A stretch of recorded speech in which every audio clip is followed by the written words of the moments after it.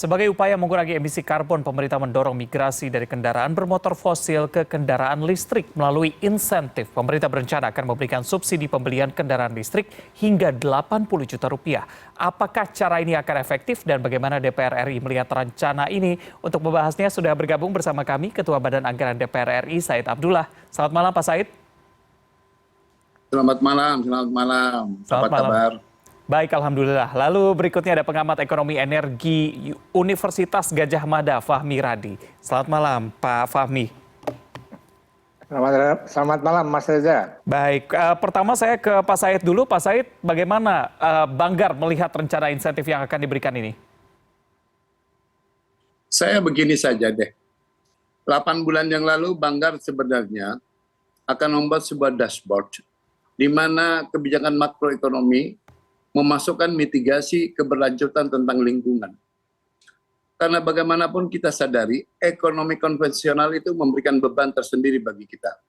Bebannya tentu emisi gas rumah kaca yang sedemikian tinggi dan ujung dari emisi GRK itu, gas rumah kaca itu, pada perubahan iklim kita. Nah, karena memang ada beban ini, diskursus publik kemudian mengarah kepada green economy. Maka kemudian pertumbuhan ekonomi, kita tidak lagi mengejar pertumbuhan ekonomi yang kuat dan inklusif, merata dan adil. Akan tapi saat yang sama mitigasi terhadap keberlanjutan lingkungan kita. Masuklah kita saat ini, sebagaimana yang disampaikan oleh Mas Reza tadi, bahwa pemerintah akan melakukan akselerasi, baik terhadap mobil maupun sepeda motor. Sebenarnya kami melihatnya memberikan apresiasi terhadap pemerintah dengan keluarnya Perpres tahun 2019. Kendaraan bermotor listrik berbasis baterai. Itu sebenarnya ekosistem yang hendak dibangun oleh pemerintah. Baik penunjang maupun infrastruktur pendukungnya. Pertanyaan saya sesungguhnya, kenapa kita kemudian dikejutkan oleh soal subsidi ini? Padahal insentif yang diberikan oleh pemerintah terhadap investor asing maupun investor nasional untuk mobil listrik itu 32% insentifnya, keseluruhannya. Tadi disebutkan ada PPNBM, ada PPN, super deduction, dan tax holiday 20 tahun. Itu 32% untuk mobil dan 18% untuk sepeda motor. Bahkan pemerintah juga mengeluarkan Inpres tahun 2022 nomor 7 yang mewajibkan kendaraan operasional atau dinas mempergunakan mobil atau sepeda motor listrik. Oleh karenanya ketika kita kemudian dikejutkan oleh pernyataan Menteri Perindustrian maupun Menteri Sumber Daya ESDM, sebenarnya arah ini mau kemana kalau kemudian daya dukung ekosistem yang dibangun belum menunjukkan tanda-tanda. Seperti yang infrastruktur pendukung saja. Stasiun pengisian kendaraan listrik umum, di mana adanya. Kemudian stasiun penukaran baterai kendaraan listrik umum, di mana posisinya. Itu semua kebijakan-kebijakan yang seharusnya dalam tampungan Perpres sudah bisa dilaksanakan. Tapi sampai saat ini kan tidak bergerak ini. Apakah kemudian pemerintah mengeluarkan subsidi atau insentif yang lebih tepat 8 juta untuk sepeda motor, 80 juta untuk mobil listrik, kemudian 40 juta untuk hibrid. Bagi saya bukan soal angka semata. Yang pertama APBN tidak menampung itu tahun 2023. Maka pemerintah harus mendapat persetujuan Badan Anggaran DPR RI. Yang kedua menyangkut besarannya. Sebelum bicara besaran kebijakannya. Kalau tadi Menteri SD menyampaikan pemakaian sepeda motor listrik ada 120 juta dan itu ekuivalen dengan 800.000 barel yang kita import, apakah bisa tiba-tiba dalam 1 tahun kita migrasi dari minyak ke listrik? Tentu perlu waktu. Belum lagi kita bicara tentang TKDN. Perpres menyatakan Sampai 2026 80% untuk sepeda motor. 2030 untuk mobil. Standar minimum TKDN berapakah yang layak untuk mendapatkan insentif itu? Kalau soal besaran kita bisa bicara deh. Banggar punya perhitungan kalau untuk sepeda motor sekitar 3,2 sampai 4 juta. Kalau mobil sekitaran 40 sampai 46 juta. Tapi kemudian kita kan harus juga ada sense kita bahwa mandat pemerintah itu hanya satu. Memastikan untuk mengurangi kemiskinan. Nah, kalau PKH saja 1 tahun per rumah tangga dapat 1,5 juta, apa iya orang yang sudah mampu mendapatkan sedemikian besar? Bukan saya tidak setuju, tapi mari kita bicara berapa tahun yang dibutuhkan. Kita sadar bahwa APBN kita sensitif. Saya tadi sempat ngobrol dengan Pak Fahmi. APBN kita sensitif terhadap harga minyak internasional. Kita punya pengalaman. Di tanggal 19 Mei, postur APBN kita rombak. Dari 63 US per barel menjadi 100 US per barel. Dan kita nombok subsidi BBM dan listrik 502 triliun. Baik. Saya setuju dengan catatan. Bukan soal angka. Saya ingin menyeimbangkan kebijakan itu antara insentif terhadap orang yang mampu dan bagaimana dengan yang si miskin. Baik, baik Pak Said. Berarti setuju tapi dengan catatan begitu ya. Saya ke Pak Fahmi. Pak Fahmi, kalau Anda lihat sebenarnya seberapa besar urgensinya untuk memberikan insentif baik untuk kendaraan listrik, mobil, hybrid, dan juga motor begitu untuk saat ini? Ya, saya tidak memandang gitu ya kebijakan dalam pemberian insentif kendaraan listrik itu semata-mata memberikan subsidi gitu ya. Tetapi ini ada keterkaitan dalam pembangunan ekosistem dalam konteks produksi, kemudian juga dalam pembentukan pasar dan pemasaran tadi. Jadi di produksi itu kan pemerintahan Jokowi kan sudah mulai misalnya melarang nikel, kemudian nikel dihilirisasikan, kemudian menghasilkan produk-produk turunan, baterai, dan nanti mobil listrik.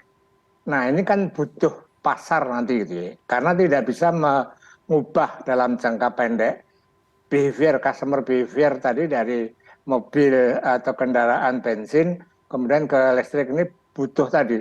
Saya setuju Pak Said, ada edukasi, ada komunikasi publik, itu harus dilakukan gitu ya. Nah dalam konteks itulah insentif bagi mobil listrik, kemudian memberikan subsidi apakah pada pembelian, atau juga insentif tadi itu diberikan juga pada negara-negara maju, tapi juga instrumennya itu berupa fiskal insentif gitu ya. Tadi misalnya pajak impornya dibebaskan, atau juga misalnya pajak PPN-nya, pajak barang mewah, itu banyak instrumen. Ya, itu bisa karena itu akan mempengaruhi harga juga itu ya. Nah, termasuk subsidi. Nah, nanti apakah subsidinya itu hanya untuk sepeda motor misalnya, itu barangkali bisa dibahas gitu ya. Tetapi saya setuju bahwa kebijakan insentif mobil listrik itu saat ini saya kira cukup urgen gitu ya. Tidak harus menunggu tadi Pak Said mengatakan harus infrastruktur seperti apa. Saya kira ini harus dilakukan secara simultan gitu ya. Misalnya PLN. Kan PLN ya sebagai BUMN kan kalau membangun stasiun pengisian baterai tadi itu tentunya kan juga harus profitable kan. Nah, kalau pasar tadi sudah terbentuk dalam market creation, maka PLN tidak usah disuruh, pasti dia akan invest. Karena itu investasi yang cukup menguntungkan gitu ya. Nah, tetapi yang perlu diwaspadai oleh pemerintah bahwa semua insentif, fiskal insentif tadi termasuk subsidi, ini harus ada syaratnya gitu ya. Maksud saya syarat tadi gitu ya. Pertama, jangan kemudian Indonesia hanya sebagai pasar bagi mobil atau kendaraan listrik dari perusahaan-perusahaan asing misalnya. Kemudian juga jangan sampai gitu ya, kita ini kan seperti industri mobil sebelumnya itu kan sampai sekarang kita nggak mampu punya national brand karena memang kita nggak punya kapabilitas tadi. Nah oleh karena itu gitu ya, barangkali beberapa syarat yang harus diberikan. Misalnya tadi pabrik harus didirikan di Indonesia. Tadi Pak Said sudah nyebut TKDN-nya 75% lah misalnya. Kemudian juga ada persyaratan untuk atau perjanjian gitu ya, dalam transfer teknologi, khususnya dalam hal technological capability dalam waktu 5 tahun misalnya. Nah kalau ketika syarat tadi dipenuhi, maka bisa juga bentuknya tadi subsidi bagi produsen mobil atau kendaraan listrik tadi itu bisa diberikan.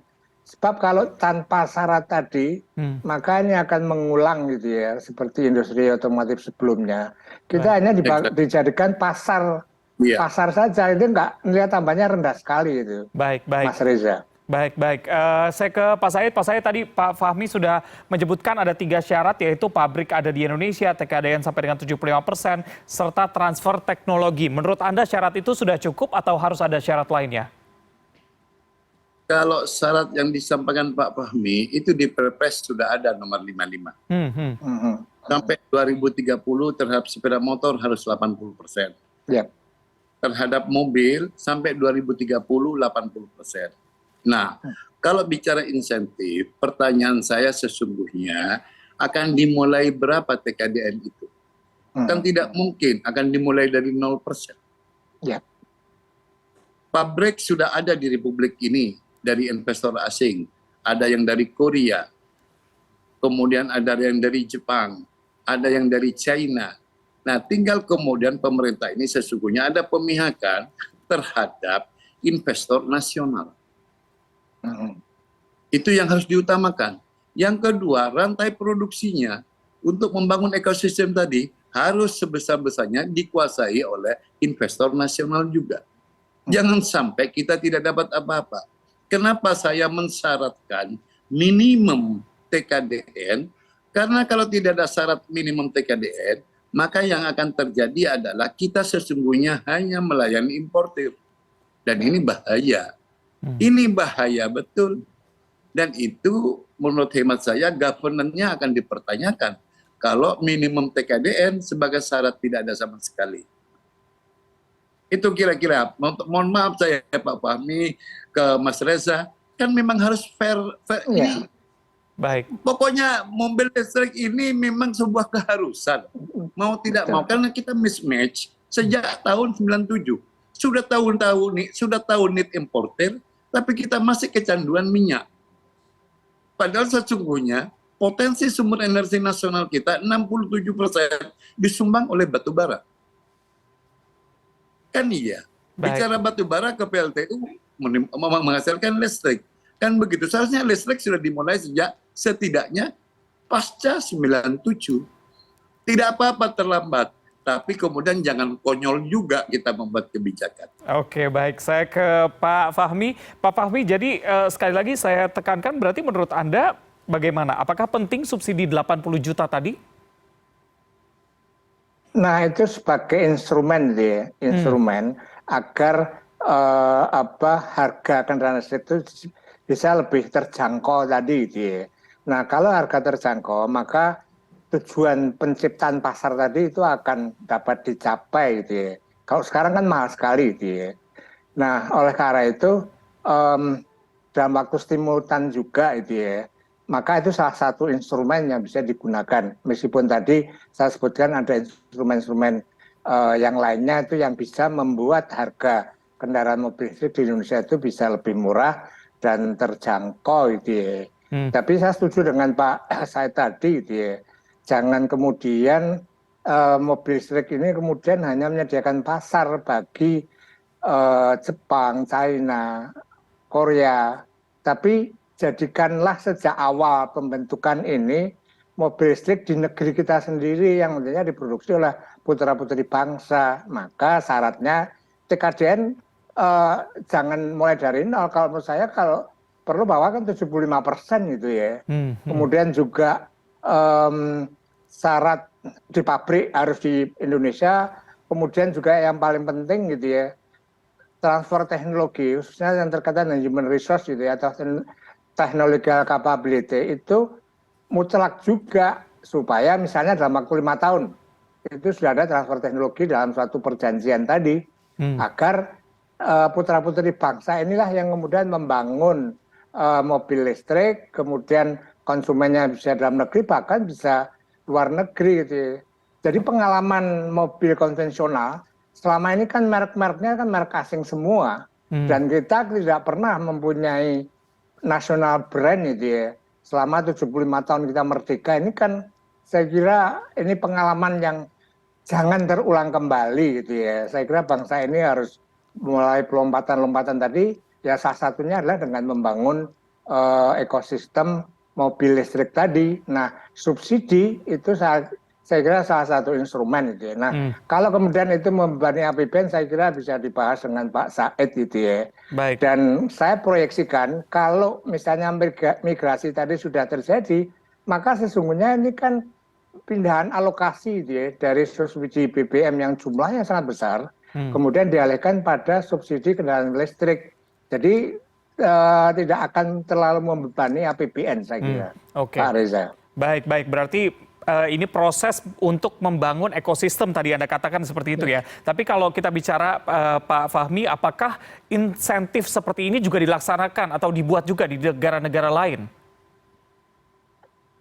Yang saya tahu, saya punya informasinya ya di negara-negara maju, mulai Amerika, Jepang, Belanda, itu semua memberikan insentif. Australia itu bahkan memberikan subsidi gitu ya. Nah, negara berkembang pun itu ya seperti Thailand, Vietnam, Sri Lanka, India itu juga memberikan insentif tadi karena ini sudah menjadi komitmen global gitu ya, bahwa migrasi dari kendaraan energi fosil ke kendaraan listrik itu merupakan suatu keharusan. Dan Indonesia sudah mentargetkan juga itu ya zero carbon tadi itu pada 2060 karena penghasil karbon terbesar kedua di Indonesia itu adalah asap kendaraan bermotor yang menggunakan fosil. Nah, maka subsidi tadi atau insentif tadi itu sebagai salah satu upaya itu ya untuk tadi mencapai zero carbon tadi. Jadi sekali lagi menurut saya bukan semata-mata berikan subsidi pada orang kaya atau orang mampu. Ini saya kira ada tujuan lain yang jauh lebih besar tadi. Gitu. Saya kira Pak Said tadi sudah sangat memahaminya seperti itu. Sehingga barangkali kalau hanya pindah alokasi, Pak Said nggak akan keberatan itu.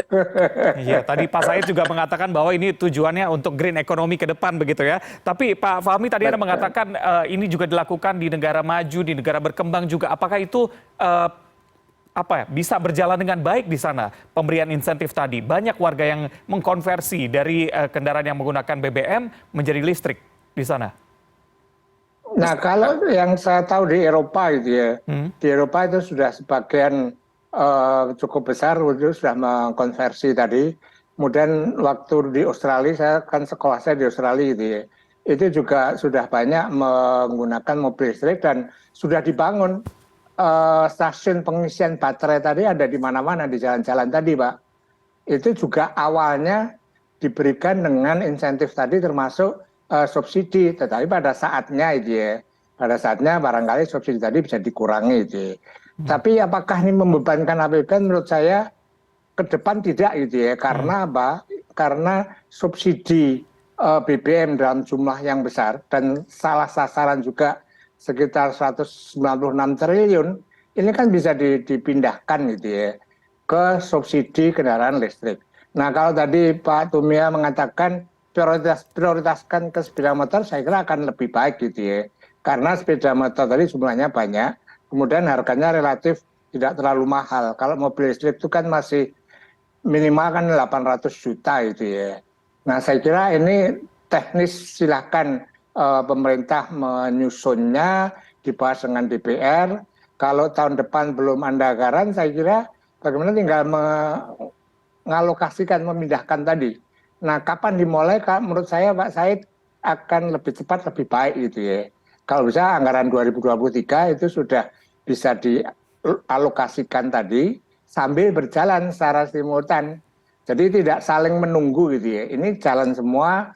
kemudian ekosistem industri mobil listrik juga jalan. Nah nanti PLN pasti dia akan invest begitu jumlah kendaraan listrik itu sudah banyak gitu ya. Karena ini prospektif bagi PLN itu. Baik, kita tanyakan langsung ke Pak Said. Pak Said, bagaimana Anda melihat ya? Apakah kalau tadi Anda katakan 2023 sepertinya tidak bisa karena memang APBN sudah dibuat, sudah ketok palu begitu ya. Bagaimana dengan 2024 yang tahun politik atau seperti apa? Anda melihatnya kapan saat yang tepat untuk memberikan insentif ini kepada masyarakat? Relatif. Soal kapan yang tepat. Bagi saya sesungguhnya bukan kapan saat yang tepat. Bagi saya sesungguhnya ujian bagi kita bersama efektivitas Perpres nomor 55 tahun 2019. Itu dulu deh.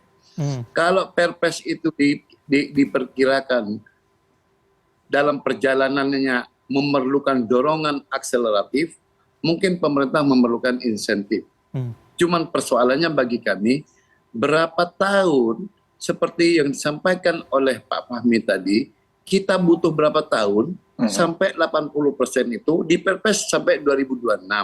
Kalau sampai 2026, kita akan memulai TKDN-nya berapa persen.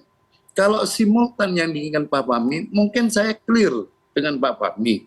Bahkan kami di berbagai tempat sudah katakan, prioritas utama pasti sepeda motor. Ya.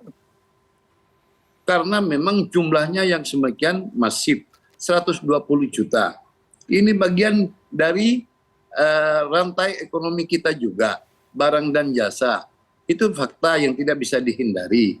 Nah, kalau soal kemudian sekedar baca-bacaan angka, itu kan seakan-akan kita ini berkutat, ya sudahlah dari kantong kanan subsidi BBM pindahin ke kantong kiri. Tidak. Ada yang lebih sensitivitasnya muncul nanti adalah soal keberpihakan kita terhadap masyarakat miskin. Kita akan memberikan sepeda motor kepada orang yang mampu, tanda kutip, 8 juta. PKH itu satu rumah tangga bisa isinya 3-4 orang, hanya 1,5 juta setahun. Maka policy yang akan dibuat oleh Banggar harus ada keseimbangan antara insentif atau subsidi kepada yang mampu dengan kepada masyarakat bawah. Yang dalam tanda kutip kita katakan masyarakat yang di bawah garis kemiskinan. Bagaimana kalau dibalik? Alangkah baiknya 8 juta itu kita berikan kepada orang miskin. 1,5 juta yang orang miskin kita berikan kepada sepeda motor. Umpamanya. Karena mandat negara, mandat pemerintah, itu memang mengentaskan kemiskinan. Baik. Bahwa kita bersepakat sebagaimana Pak Fahmi sampaikan, Paris Agreement di 2060 net zero emission, sangat setuju, tidak mungkin tidak. Baik Pak Said, berarti masalah lingkungan menuju green economy itu sudah pasti, dan tadi saya bisa mengutip pernyataan Anda adalah harus ada keseimbangan begitu ya, bukan hanya memindahkan uang dari kantong kiri menuju kantong kanan. Kita akan tunggu seperti apa, bagaimana pengembangannya masalah kendaraan listrik ini. Terima kasih sudah bergabung bersama kami Ketua Badan Anggaran DPR RI Said Abdullah serta pengamat ekonomi energi Universitas Gadjah Mada Fahmi Radi. Selamat malam, salam sehat. Selamat malam, salam sehat. Selamat malam, Mbak. Terima kasih Mas Reza, Mas Fahmi. Terima kasih.